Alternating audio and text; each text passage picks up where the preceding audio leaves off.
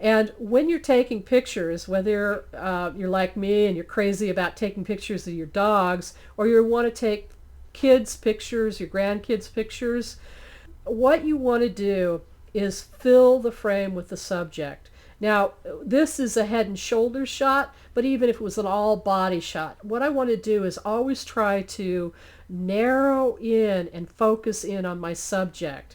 And don't worry about putting too much of the background in there. You always want to try to fill the frame with your main subject and focus on the eyes. Because if you're taking a picture of, if it's a dog or a kid, a cat or a raccoon, if you don't get a good sharp picture of the eyes, you've missed the image.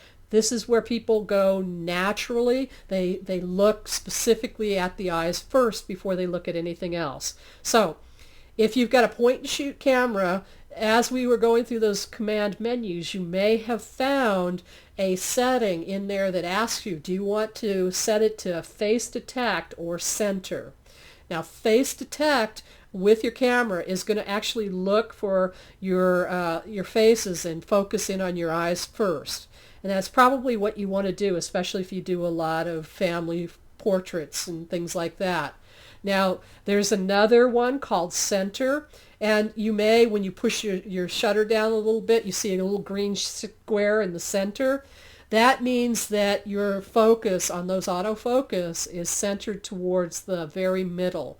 If your eyes are not, the eyes you're taking a picture of are not in that center, they're probably not going to be in focus. So you either want to move your LCD and your focus so that they are in that center square, or change the setting to face detect. And when you do, you probably see that square moves to different sections when you push your shutter halfway down.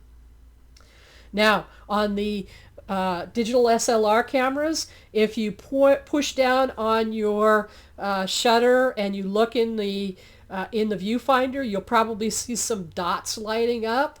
That is indicating where your picture is focusing on. Now, if you look where your thumb would go on the back of your camera, there's usually some little symbols, there's some little push buttons. Push those, and one or the other will be your focus.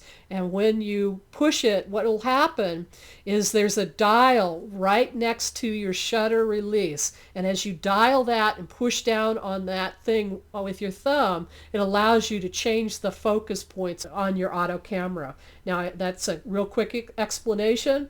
What you have to do if you've got one of those kind of cameras is practice, because that's not easy to do, but it is set up so that you can do it holding your camera, using your index finger to go through that dial, and the thumb to hold on to that button on the back of your camera.